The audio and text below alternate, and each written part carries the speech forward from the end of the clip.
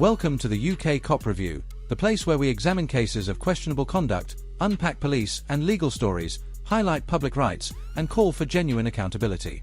In today's report, Community Auditor Yardley Ski sets up calmly outside a police station with his camera, simply documenting the scene in a peaceful manner. The situation quickly escalates when a police van pulls out, and two officers rush toward him as though he poses a threat.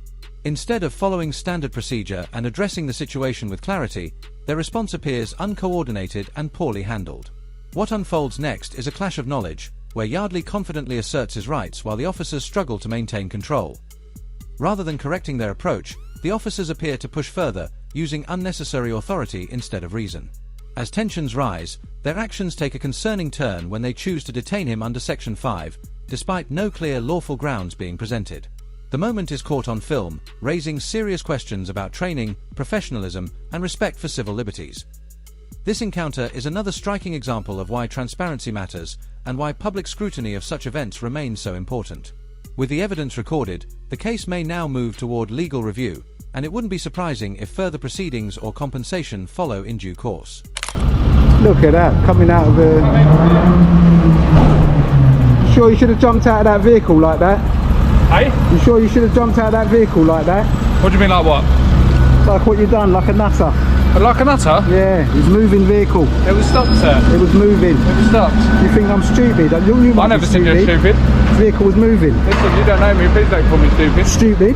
What are you filming for anyway? I'm filming you, stupid. Okay. What, and for you? What reason? You got your camera on? Yeah, I do. Tell me you got it on. We don't need to tell you. Yes you do, GDPR. See, I know you're stupid. GDPR, when you're filming somebody you need to tell me. No, we don't. Okay? No, we don't. That's what's collar number? Red so you can what's see collar number? We don't have collar numbers. You don't have collar numbers? No. You must be really stupid. Okay. What's that on your shoulder then? It's a shoulder number. Oh well, same thing. It's not. Well, it is to me. Shoulder, collar. Yeah, it is to me. Shoulder. Oh yeah? The officer's reliance on the flashing red light as a defense highlights how weak their reasoning truly was. A body-worn camera is not designed to be a hidden surveillance tool. Its purpose is to be announced so that the person being filmed understands what is taking place. Suggesting that a small light is enough is like arguing that a speed camera doesn't need clear warning signs on the road. It misses the very principle of openness and informed awareness in policing. From a legal perspective, body camera recordings are classified as personal data under both GDPR and the Data Protection Act 2018. That creates a direct responsibility on officers to inform individuals when they are being recorded, along with the reasons for doing so. Relying on a faint blinking light does not meet that obligation. It is neither clear nor sufficient. Without explicit notification, the public is left uncertain, unsure whether they are on record, and unaware of how that footage may be used. This lack of clarity undermines both accountability and trust, raising questions not only about the officer's conduct but also about compliance with the very laws designed to protect citizens' rights. Shoulder number. What is it then? Told you. No, you haven't told me nothing. Well, apparently what I'm are you bending stupid, down so I can't for? read it. What are you bending down for? What are you trying to look at the sun? So you can't see it? Idiot. You're supposed to tell me. Yeah. You do that again, fool. What? Huh? What? And I'll what? I'll defend myself. He shoved me. Okay. Yeah, go on, and Okay, what? you're standing in people's way. No, I'm not. I'm not standing no one's way. Well, Shut up. door. Get out of the way. I'm standing on the pavement. It's a very nice way to Shut speak to people, up. isn't it? Why are you here anyway? Shut up. None of your business. It is my How business. about, no, it's isn't it? not. You're causing a nuisance on a You think so? premises. No, I think that guy was causing a nuisance. Okay. What? You think he should be banging into me like that? He didn't bang into you. You walked into look, him. see, you're a liar. I'm not a liar. Oh, let's see if that CC camera says that. CC camera. TV camera, Okay. yeah, right there. Okay. Fool. Okay. And you need to tell me. Yeah, if you don't want to, that's up to you. Flashing red. It doesn't matter if it's flashing red. Don't need to tell At you. your very first opportunity. I don't need to tell you. That's why it's Morons. flashing red for you can see. Dismissed anyway. Shut up. Go away. Go away. Shut up. When Yardley questions whether the officer's body-worn camera is recording, he doesn't receive a clear response. Instead, the officer brushes it aside as if it's information he doesn't need to share. Yet the entire purpose of body cameras is openness and accountability. Members of the public are entitled to know when they're being filmed, and avoiding that answer weakens trust in the very tool meant to provide transparency. The situation becomes more troubling when Yardley asks for the officer's identification. Under Code C of PACE, officers are required to state who they are when asked directly. Rather than simply confirming his details, the officer sidesteps the question and even claims he doesn't have a collar number.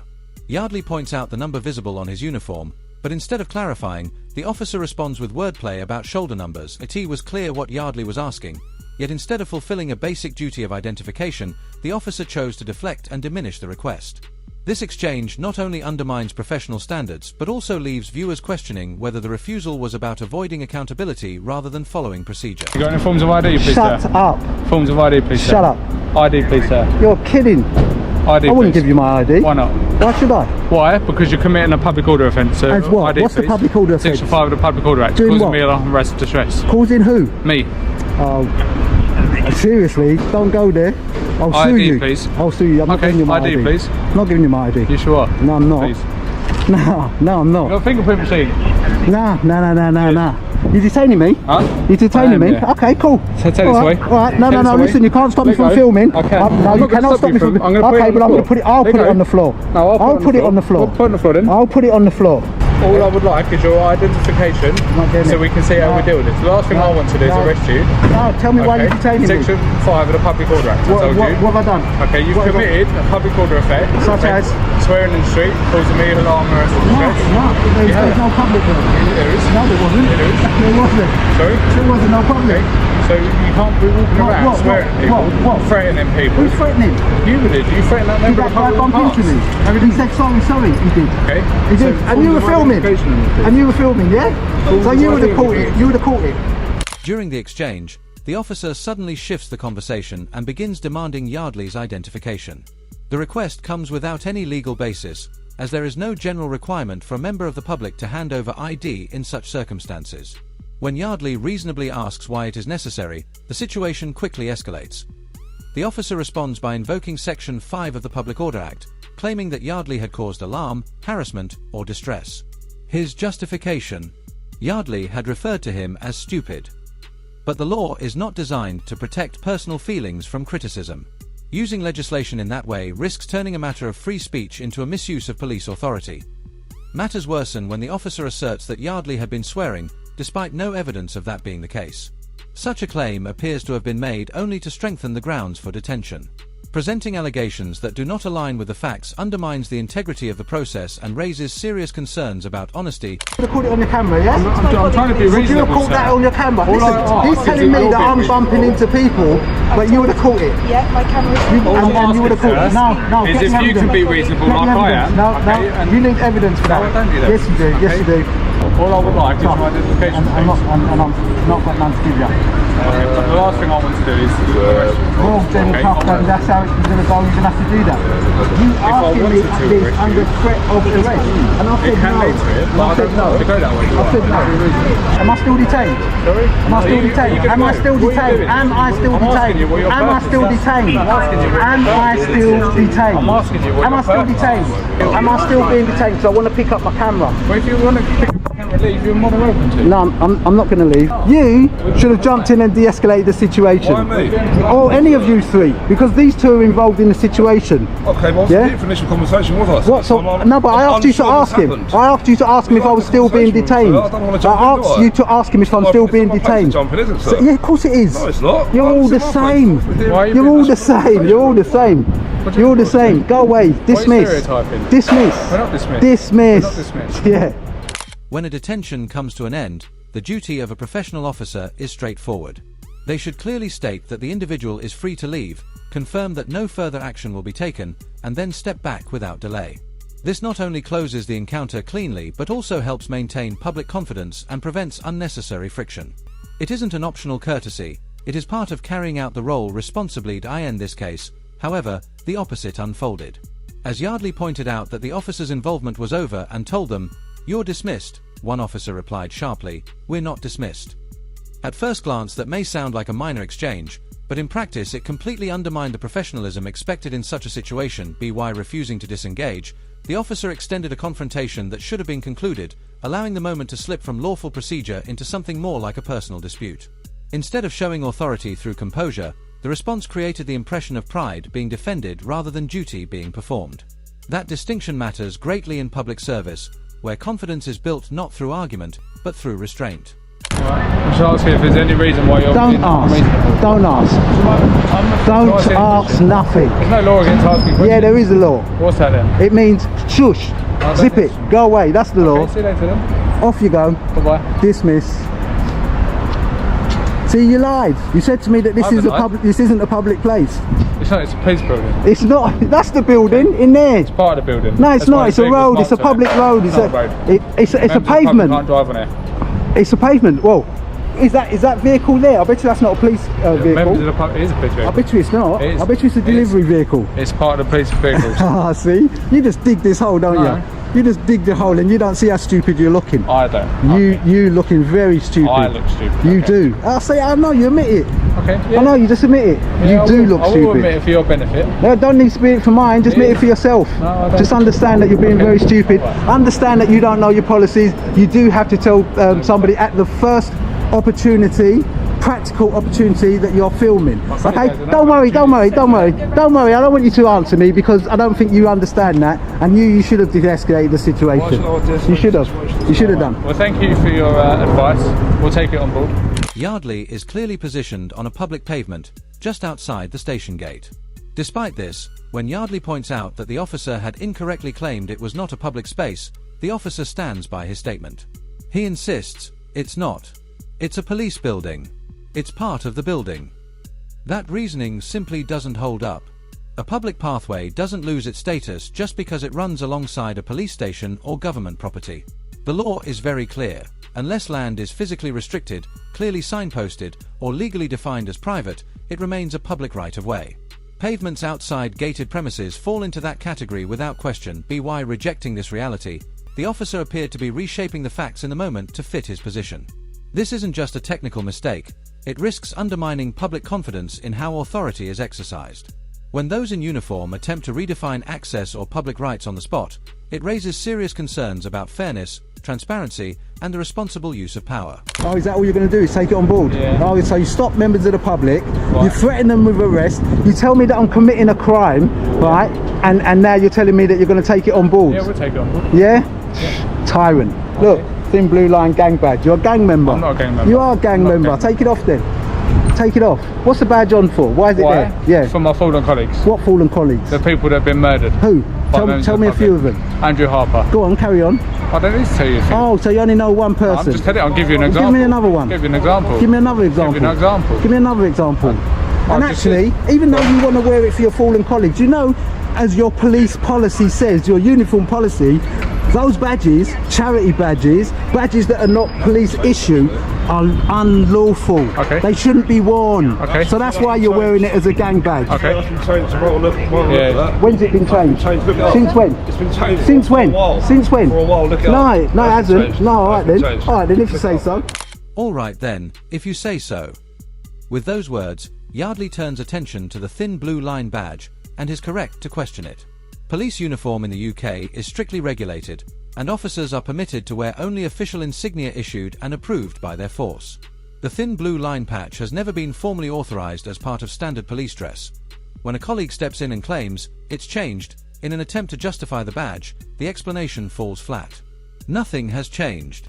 Uniform standards remain under the authority of each police force and the College of Policing, and those standards have not been rewritten to include campaign or symbolic emblems. The thin blue line symbol is controversial precisely because it is not neutral, it carries political and cultural associations that risk dividing public opinion. For an officer to wear it while on duty blurs the line between impartial service and personal messaging. By suggesting rules had somehow been altered, the colleague not only avoided the truth but also misled both Yardley and the wider public watching the exchange. Such moments highlight why consistency in uniform matters.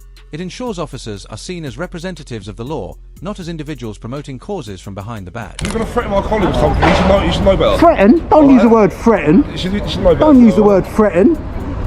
Well, You're just as bad as them. You just called him a gang, sir, so... He's a gang member. Okay, that's quite threatening behaviour. No, it's not threatening behaviour. Right? It's my opinion. That's your opinion, but it's quite Exactly, threatening. so I've got an opinion, Right. yeah? But you So should I've got an look at opinion, You should look yes? at it. Right, so I've got an Right. opinion, so I don't tell me understand. about threatening. Before Shut you up, I start don't want to hear you. hassling my I don't want to hear colleagues, what you've got to say. you No one's understand the hassling. legislation has He to should have gone change, away then. okay? He should walk away then. Know better. He should walk away. You know better. Walk away.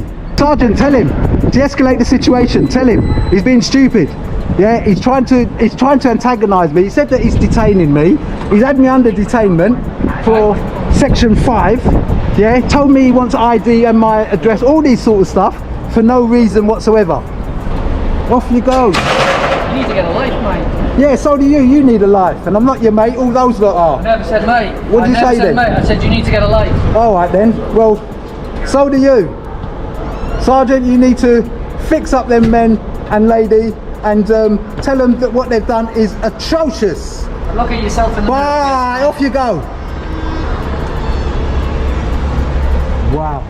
The sergeant's final words set the tone for the entire encounter. Rather than calming the situation or demonstrating the professionalism expected of a senior officer, he dismissed Yardley with a remark telling him to get a life before heading inside. A comment like that may sound trivial, but in the context of policing, it undermines public confidence and reveals that even the highest-ranking officer present allowed emotion to outweigh judgment. What truly defined this incident was how detention was misapplied. Yardley was accused of committing a Section 5 public order offence simply for calling an officer stupid. Stretching the law in that way exposes a fundamental misunderstanding of the legislation. Section 5 was never intended to protect personal feelings from criticism. It was designed to address genuine public disorder. Using it as a shield against words transformed a lawful interaction into an unlawful deprivation of liberty. The wider picture is even more telling. At each stage of the encounter, when clear legal reasoning should have been applied, it was replaced by evasions and half-truths, vague references to body cameras instead of proper declarations, confusing talk of collar numbers versus shoulder numbers, and even the claim that a public pavement outside a police gate somehow counted as restricted property. Each of these missteps suggested that when knowledge ran thin, authority was maintained through bluster rather than law. Even the smaller details painted a bigger story. The thin blue line badge, defended with the false claim that uniform rules had changed, showed how officers sometimes close ranks rather than admit fault. And when the sergeant reinforced that culture with a parting insult rather than correction, it highlighted a deeper issue. This was not just about two constables making errors. It reflected a lack of leadership at the very top of the chain on scene, and in many ways, the episode revealed a pattern that continues to repeat.